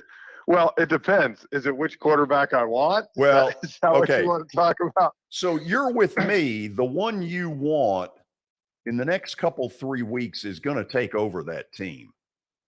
Yeah. Look, I'm all for, you know, DJ, and I mean, I've heard nothing but awesome things about him. Greg got us in this. I just will tell you this: the last drive, and I think we had text after the game. The last drive, first at George Tech game, was the first time that I've seen the offense look like it did under Trevor Lawrence and Deshaun Watson, where it was, you know, man, get me the ball. And I love his 2nd and 1. Instead of trying to force a ball in there, the young quarterback threw it away. then ran for a first down on the next one, and then threw like a 20-yard strike. So it just things like that you're like, wow, man, that's tough to teach that. Jeff, if we had had this interview a year ago, right about now, early September, did you at that point think the Braves were going to win it all? Heck no. I actually am very, very honest about this. I'll never forget the trade deadline last year. I've went on numerous stations, and I said, look, sometimes it's not your year, and it's okay to punt. I mean, it really is. It's sometimes you try all this stuff, it doesn't work. And of course, what happens? They end up going on this run. And now, right now, I mean, I will be hard pressed to say the Braves are as good as any team in baseball. And, the Dodgers obviously are the big bad Dodgers, and they have a great record. I mean, there's no denying that. But the Braves are 22-4 in their last 26 games, and they're hitting on all cylinders. So there was a time, I don't remember when this was, but I asked you had played for Brian Snitker in the minors, and it's very obvious you're a huge fan of his. And I said, why do you like him so much? And your answer to me, and of course it struck home when you said the same reason you love C.M. Newton. Yep. He's the same guy every day. Literally when the Braves started the way they started this year, everybody's going nuts. And I'm telling you, he was the exact same guy every single day. And he'd come in, ask you about your family, ask you how you're doing. And now when you see him last night, like here at the, the hotel bar in Seattle up top, we got back from dinner and he came up and said hi to everybody. He was with his wife, and it's like, hey, how's it? It's the same then as it was when they had lost 8 in a row. And so I will always say that players appreciate knowing what your manager is and isn't, and it makes a huge difference. Wouldn't the other part of it, and I guess this is the part when you used Coach Newton, and obviously that answer really got to me. The thing I thought of was never throws anybody publicly under the bus. No, you're right. If he's got something to say, he's going to call you in his office, and he's going to let you know, and then you're going to, move on, and everything's okay. But I he has done such a good job of, like just stabilizing the clubhouse every single day. And like you said, I think knowing that he's got your back at all times. And I've told you this, there's not a lot of managers that are like that. Boy, you go in sometimes and your team loses 4 in a row, and he don't even want to talk to you. Where Snit's the complete opposite, man. Doors always open. And like you said, if he wants to let you know something, he's going to let you know, but it's going to be behind closed doors. When this team went out after the Freddie Freeman thing ended and immediately they got Matt Olson, you've told me a story and you've told it on the air some. Your mom taught Matt Olson? Yeah, taught him 7th grade math. And I'll never forget, because I was in the big leagues at the time when he was in 7th grade. And I went in, I would go in sometimes and say hi to my mom's kids and stuff like that. And I literally remember him coming up saying, I'm going to play in the big leagues one day. And I'm like, yeah, whatever, beat it, kid. I'm get lost. I'm trying to say hi to my mom's kids and get out of here. I don't got time for your 7th grade crap, And then what happens? The guy ends up making the big leagues, signs for $68 million or whatever it was. So I always thought that was pretty ironic. Yeah, that's very cool. People here want to know, and I guess I've come to the conclusion based on track records that the Braves will get this done. Where do you think the whole Dansby Swanson thing is right now? I'm hoping it'll get done here in the next week or two, because I know at some point here, I think at some point you do have to draw a line, whether that's the 17th of September, the 20th, because the last thing you want to do is be going through the playoffs worried about all that, and I don't think that's fair to your team. I don't think that's fair to Dansby. And so I would hope that something would happen, because I've told you before, the only thing that worries me is if he gets to free agency, man, with what he is doing, someone's going to pay him. I mean, they are. He's a winning player. He's proven he can stay healthy. I know he wants to stay in Atlanta, so you really hope that something like this will get done eventually. And I know you have a lot of confidence in Alex Anthopoulos. You've gotten pretty close with him. Talk to me about a level of brilliance with this man. He won them a pennant a year ago. And then not that he topped it this year, but he had a heck of a trade deadline again. Well, you could almost say he topped it, not by the trade deadline, but the signs he made, getting Austin Riley, and then getting Michael Harris. And, I just think it sets you up because you're sitting there telling yourself, man, we're locked and loaded for the next, 7-8 years as far as position players. And quite frankly, if you can finish that off and sign Dansby, I mean, you have the same lineup running out there, year after year. And I'll say it, the Braves have 35. They've had 35 sellouts. They're going to probably just get over 3 million fans this year, which is incredible. But you know as well as I do, the way you do that, the way you put butts in the seats is you get good teams. You get good players that people want to come to. And I think that's the thing that he's done. He has got a lineup, a pitching staff that it is must-made TV. You want to come see it in person, and right now that's what are put in the seats. I said it is a long time. This past Saturday night, Georgia played at 3:30. And the Braves game started at 7, and it was absolutely slammed. 42,000, and that was on a college football day. That never happens down by us. Yeah, because that's football country. Yes. So here's one that people are going to want me to ask, and I haven't heard a whole lot in maybe the last week or 10 days. Do you think Mike Soroka can be an X factor this year? What do you think this team is thinking when that name comes up? I think they want to see him healthy. Maybe he gets a start, maybe he even gets 2. But, when you look at it, George, he's not a guy that's built for the pen. You know what I'm saying? Like, he's not a guy I'm bringing in the 7th inning over Mentor or Iglesias, And you kind of got the starting pitching that you need. Now, I'm not saying he's not going to pitch or he can't do it, but, I just think more than anything is, look, he next year is going to be a massive piece to the puzzle. And with that being said, I'm not putting any limitations on him right now, but I will just say that, it's tough, even if he has 1 or 2 great outings. What are you going to throw him over Strider right now? You're going to throw him over, Kyle Wright, Fried? I just don't think you can do that right now because there's not enough, there's not enough to see what he's been able to do. I think the great news is that he's healthy. He's throwing the ball. His Achilles feels great. And so I think more than anything, it's like, hey, next year moving forward, boy, we got to feel good about it. This guy's attitude must have been incredible because it's one thing to have it happen once, but Jeff, the second time was cruel. And yet I'm told that his attitude is incredible.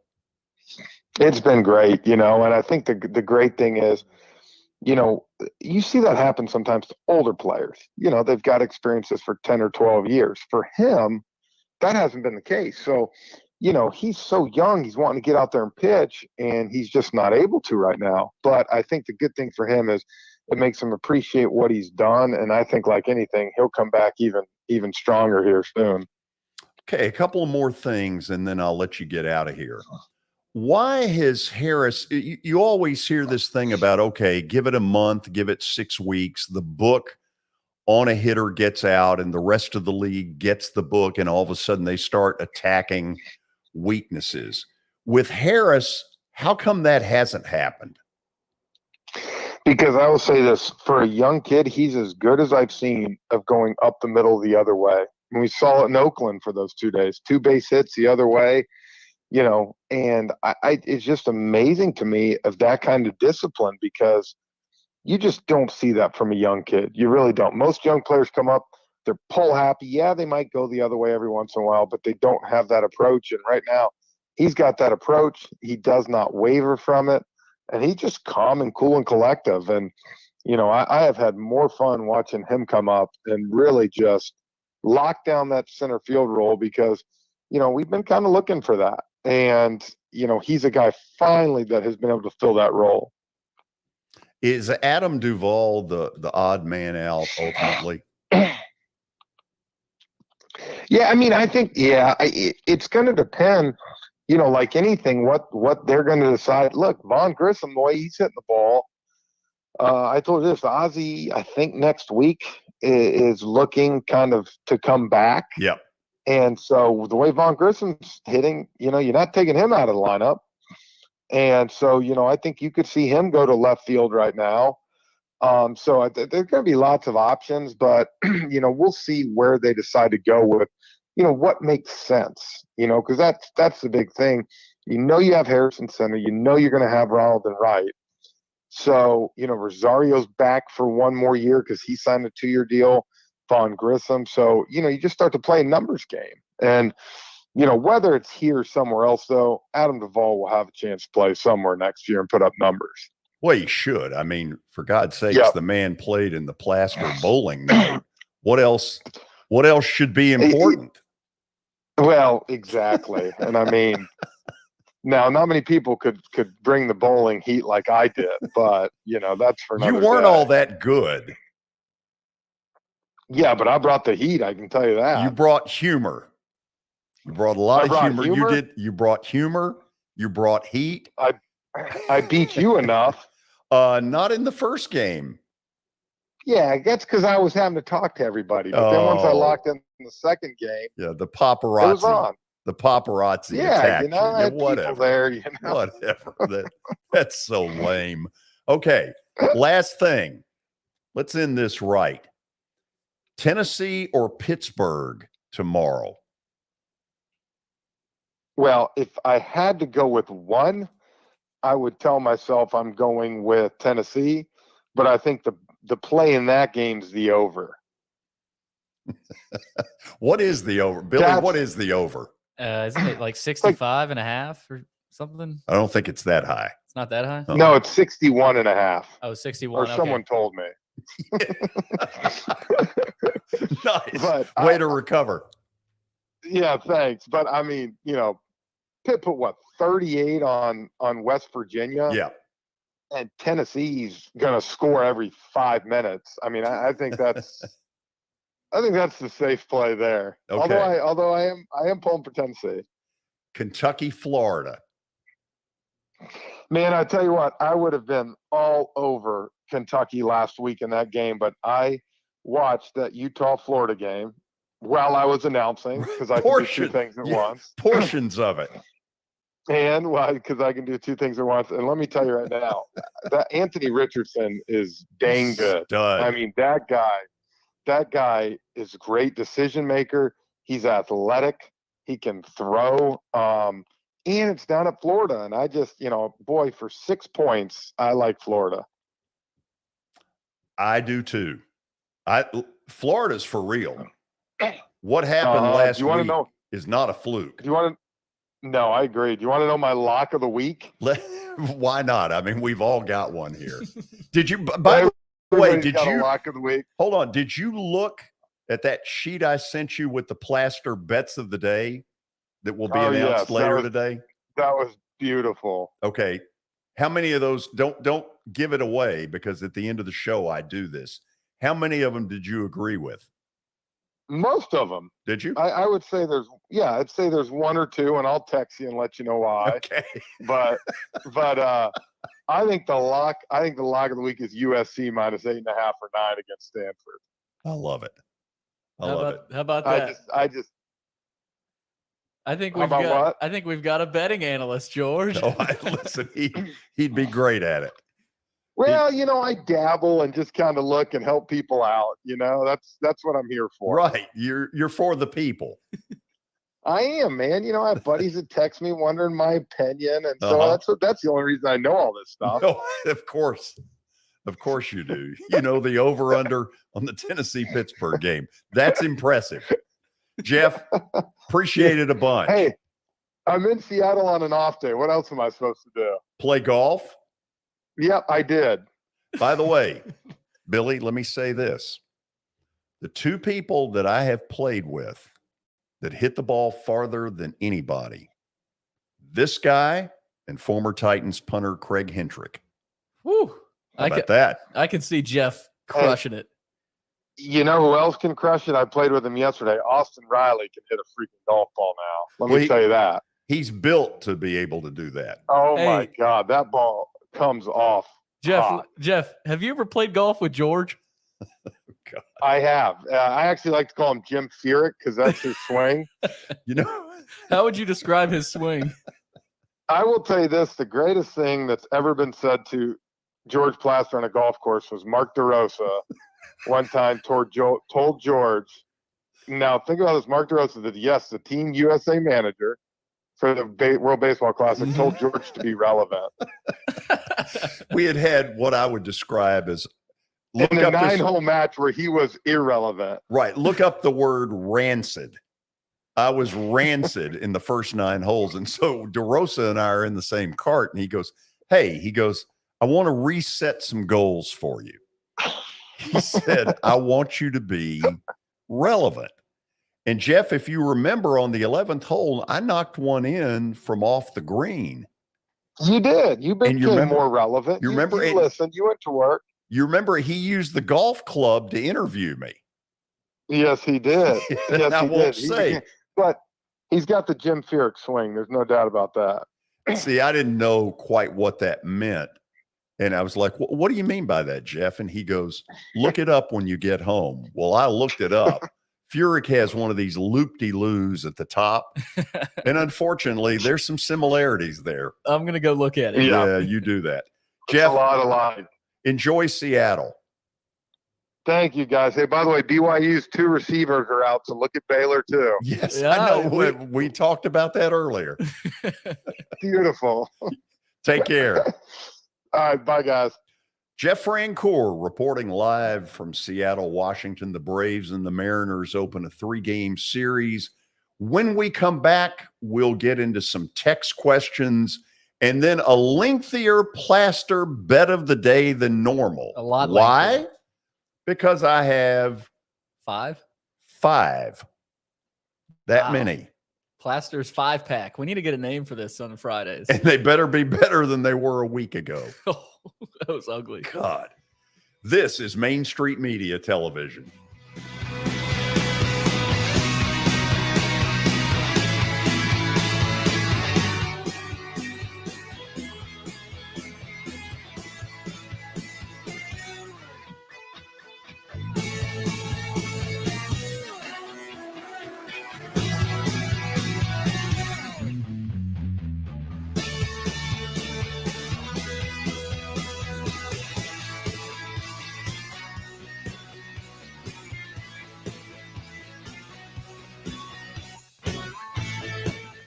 At WellSkin Dermatology and Aesthetics, we pride ourselves in providing access, innovation, and a patient experience second to none. Access to care and treatment when you need it. Innovation with medical-led cosmetics and various on-site technologies for full-service treatments with a customer experience that is calming, casual, and effective. Independently owned, providing medical, surgical, pediatric, and cosmetic dermatology and more. Visit WellSkinMD.com to schedule your appointment today. WellSkin Dermatology and Aesthetics. Access to healthier skin.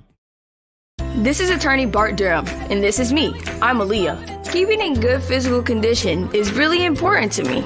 But when I had a wreck with a tractor trailer truck that hurt my legs so bad I couldn't work for almost a year, I knew I needed a lawyer that understood tractor trailer cases. So I called Bart. Bart gets millions of dollars for his clients every year.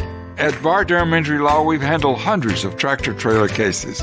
My dad and I want to help. Give us a call at 615-242-9000. Do you love bacon? I mean, do you really love bacon? Who doesn't, right?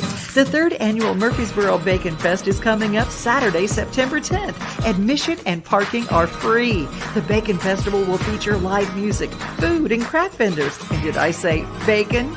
You can ride a mechanical hog ride. Visit the Kids Zone with free inflatables. There will also be hourly raffles with great prizes and an opportunity to purchase Bacon Festival merchandise. And did I say bacon? Yeah. There will even be a bacon eating contest. Visit the 3rd annual Murfreesboro Bacon Festival Facebook page for all the details. When you're thinking about golf, consider Riverside Golf Links. Under new ownership, the course has improved dramatically. It's now 27 holes, complemented by a 9-hole executive course. Book a tee time now at 615-847-5074 and get ready to enjoy the beauty of golf in the Old Hickory area at Riverside Golf Links.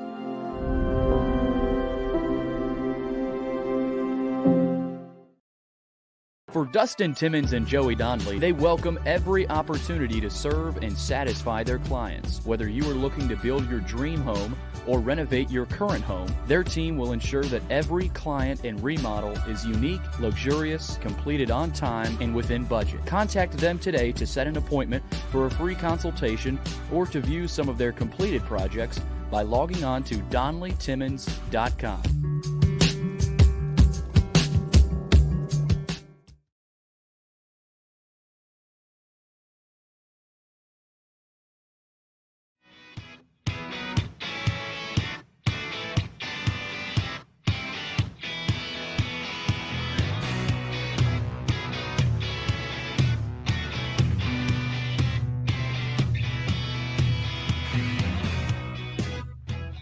Well, let's check in with Brian Stewart. His daily visit with us comes up right now. How are you? Doing great, George. How are you, sir? Good. Did you get to hear Francoeur? I did, and I always enjoy listening to him. And I think I may have found somebody that is worse at golf than I am. George, congratulations. Oh, listen, it's a well-deserved honor. The less I talk about that, the better. I'll say this. I think you have to play a lot to be really good. And I'll never forget one day I called Jeff and I said, "What are you doing?" He said, "I just got through playing golf." And I said, "Did you get in 18?" And he goes, "Nope, 63. And I was like, Wow. 63? Played 63 in a day. I was like, you are nuts. I wish I had that kind of time, George. I really do. Man. You know, but owning a real estate brokerage and having 30 of the most fantastic realtors in the county, I believe, it's hard to get that time away. And, you know, honestly, as much as I would love to play 36 holes of golf and just not do anything for the whole day except for, well, get mad and throw golf clubs and lose balls, that's pretty much my golf game. I would much rather be out there helping people find their property here in Middle Tennessee. And that's what we specialize in every day, George. One thing that I love is sitting at the closing table and seeing happy faces there and them getting on the social media and talking about what a great experience they had with our agents here at One Stop Realty. That's what I strive for every day. We're going to be doing that this weekend, hopefully, with these open houses that we have in Gallatin and Hendersonville. We've got a lot of great properties. I would love for everybody to get on OneStopRealtyTN.com. Check us out, see what we've got listed, see if there's anything that we can take you out for a showing. If you find something in any other neighborhoods around Middle Tennessee, give us a call. That's what we're here for. We'll take you out there, show you that property. If you're ready to write an offer on something, we're going to try to get you the best deal possible.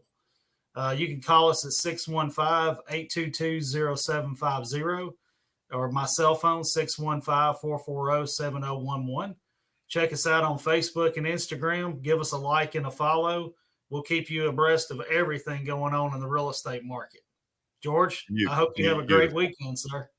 Hey, you too. Enjoy your football, and we'll talk again on Monday. Hey, it is high school football night tonight, man. I am excited. Bring it on. Yeah, and we got the Titans this weekend. Tighten up, everybody. Yes, let's keep the rain away. Brian, you have a good one. You too. See you. Okay, Billy, I know you've got 2 or 3 text questions that we have not gotten to this week. This will be a short segment because, gosh, we want to devote some time to Plaster's bets of the day. Not just 1, but 5. Yeah, we've got a lot, George. We've got a lot. First question comes from Jeffrey in Hendersonville. He's asking about the Titans on Sunday, and he says, what kind of momentum would a win do on Sunday heading into Bills on Monday night? Jeffrey asks. Well, yeah, I mean, it'd be nice, but the fact of the matter is it's a game they're supposed to win. It's a game, to my way of thinking, if they're going anywhere, they have to win. Indy is for real. When they went out and got Matt Ryan, they turned what was sort of a negative at the end of last season into a positive. Matt Ryan is going to thrive in Indy. The gap not only has closed between the two today, it's hard to say that Indy is behind the Titans. So this is all a long way of saying, look, they got to win Sunday, period. Yeah, no doubt about it. And George, next one, Tom in Nashville. This is a good one here. He asks, in college football, who is the best quarterback in the nation not named Bryce Young? And we've talked about this before, but who do you think is the best quarterback in the nation not named Bryce Young, because he is sort of the consensus guy at the top? Well, right now, the easy one, although I didn't think he played particularly well last weekend, was C.J. Stroud at Ohio State. The better question may be, if you take those two out of the mix, who is it behind them? Good question. Okay. Now, it's early to go here, but Anthony Richardson looked like a stud. Yeah. And I'll also tell you this, it's time to give Stetson Bennett his props. Everybody's dumped on him, including me. He has shown us all he's for real. Oh, no doubt about it. And you've heard the word Heisman tossed around with Anthony Richardson. I don't think it's a stretch either. I mean, if they keep playing the way they did and the way he did against Utah, that'll be in contention. So we'll have to keep track of that, George. Another question comes from John in Murfreesboro. John asks, have the Braves taken control of the NL East, in your opinion, at this point? Or is there still more work to do? Oh, there absolutely is. Look, I think this is going down probably to the final 3 games of the year. Now, the weekend, the regular season ends later than normal. I think the date is either October the 5th or the 6th. And the last 3 games of the regular season, I think I'm right, are a Monday, Tuesday, Wednesday. And for the Braves, it's in Florida. But the weekend before, they play host to the Mets. I'm thinking about going down that Saturday. And I think ultimately those 3 games are going to decide it. The Mets are not going to have a lot of long losing streaks, because when you throw out DeGrom and Scherzer enough, you're just not going to lose very often. I was stunned when Washington beat the Mets twice. Then Pittsburgh ripped them on Monday. I mean, those were 3 gifts in a row I didn't see coming. I think this goes right to the wire. I agree, George. And those are the 3 we have right now. Okay. So those were the text questions today. I know we got to save some time for your picks, though. No, we've got 5 of them. It's big. Huge. Okay, then let's do that. Let's take our final break. By the way, we will begin our high school football coverage right around 6:30 as we rearrange the studio just a little bit. We got plenty coming, a big night of high school football. The rain doesn't get here supposedly until tomorrow morning. That's a good thing. This is Main Street Media Television.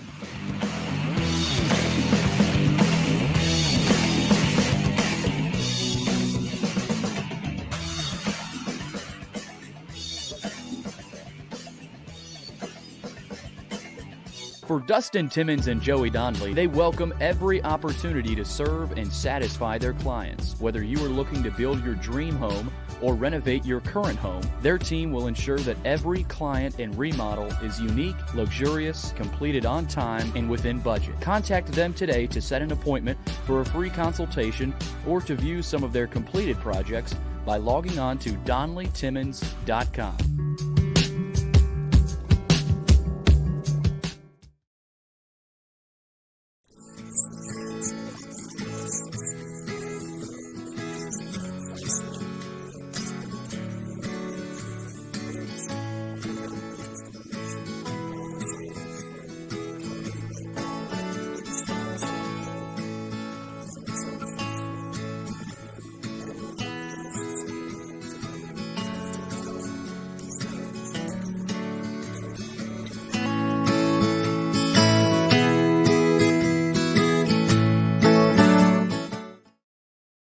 High school football season is here, and nobody handles Friday nights better than Main Street Media.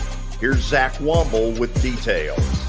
That's the name of the game here at Main Street Media and Main Street Preps. Is, we've been doing this for a long time now, and I think you hit on it. We've got an army of reporters across all of Middle Tennessee. I think there's about 130 schools in the Middle Tennessee area, and we try to cover all of them. We cover about 11, 12 counties at this point.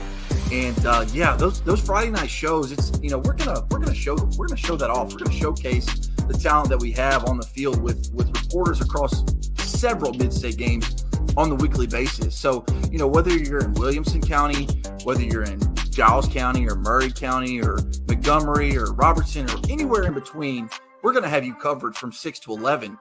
Friday Night Live is presented by the Tennessee Highway Safety Office, where fans don't let fans drive drunk.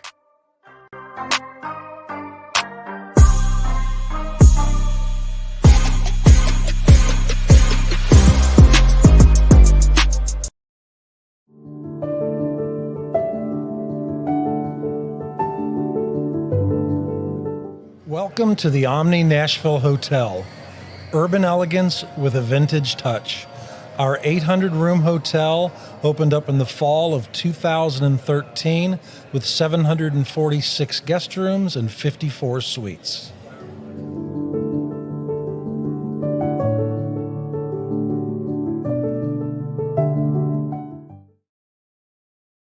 At WellSkin Dermatology and Aesthetics, we pride ourselves in providing access, innovation, and a patient experience second to none. Access to care and treatment when you need it. Innovation with medical-led cosmetics and various on-site technologies for full-service treatments with a customer experience that is calming, casual, and effective. Independently owned, providing medical, surgical, pediatric, and cosmetic dermatology and more. Visit WellSkinMD.com to schedule your appointment today. WellSkin Dermatology and Aesthetics. Access to healthier skin.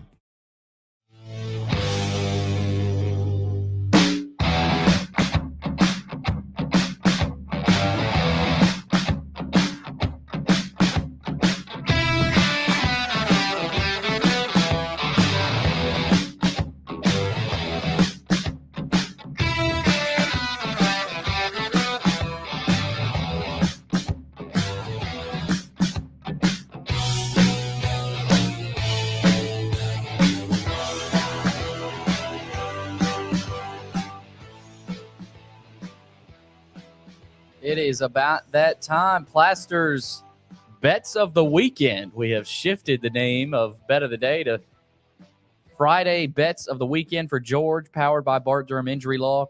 They have aggressively protected the rights of a broad range of victims of car accidents and personal injury in both Tennessee and Kentucky.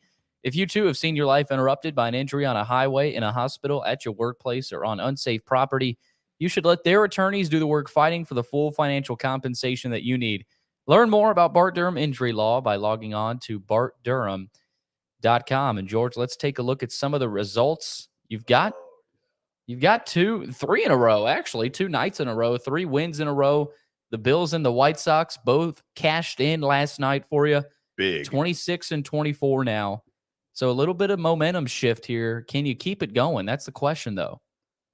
Well, absolutely I can and fully intend to. So let's go with the first of these picks. Navy looked awful a week ago against Delaware. And I believe that Niumatalolu, the head coach at Navy, I suspect this has been a real tough week up there. I expect to see them come out. It's a 2:30 game on CBS Sports Network. I think they win the game outright. Not only do they cover, I think you will see a fired up Navy against a Memphis that I don't think's very good. Is that at Memphis? No, it's at Navy. Is that Navy? Okay, Yeah. That's right. Yeah. Okay. Navy money line for Georgia, not just the Well, plus 5.5. Is that the No, bet? Navy plus 5.5. You're not taking the is money where line. we're going. No, but I'll say this: if I was going to pick, well, I did pick as an underdog pick. I picked Navy to win outright. I think they do win outright, but I think they absolutely cover the 5.5. And I know it got no respect at all from the panel. Zero Well, respect. The panel hated it. Screw them. You know, we'll see how this plays out. We'll see. You got another service academy for your next one, Yep, George. I'm all over them this week. Triple option. Let's fake to the fullback, pitch. That's the tough thing is teams that play these people have 1 week to try to master defensively what really takes about a month. UTSA's got a lot of skill people. They're not bad, but Army is going to control the football. They're going to win the time of possession, and at home, they're going to spring the upset. All right, George, I apologize when I say this. I don't have graphics made for the next 3 bets. Really? So no helpful graphics here. So you'll have to fine. roll through those. Fine. The next one is a 2-team teaser. Okay. Florida at a dead pick tomorrow night against Kentucky to go with the Titans at a dead pick at home Sunday against the Giants. University of Florida Titans, 2-team teaser. Got it. Yes. Next, another 2-team teaser. USC on the road at Stanford, -2. Indy at a pick or -1 on the road against poor old pitiful Houston. You're riding with Francoeur, huh?